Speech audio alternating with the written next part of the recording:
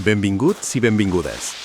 Avui ens endinsem en un dels trams de la Costa Brava que il·lustra una batalla recurrent a la nostra costa, la tensió entre el dret de pas públic i la propietat privada.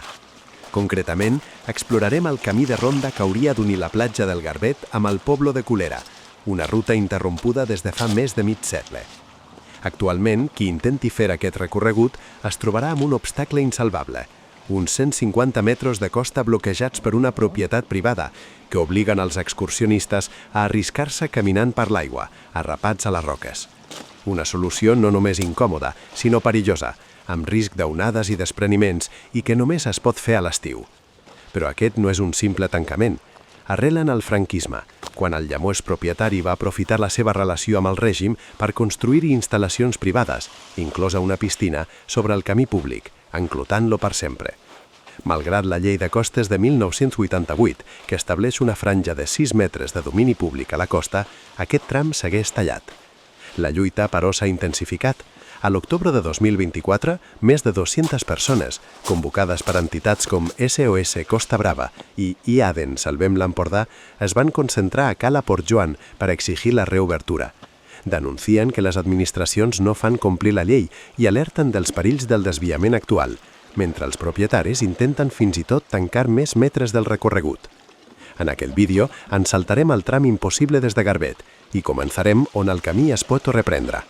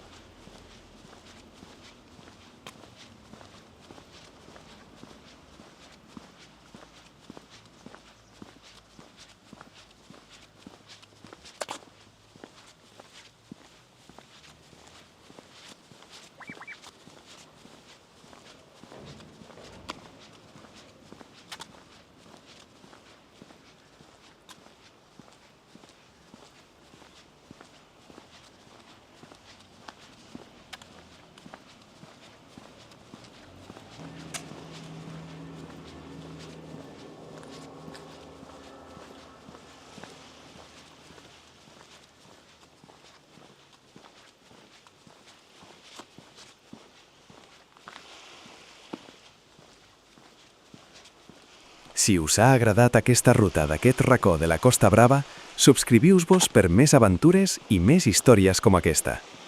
I ara, la pregunta és vostra.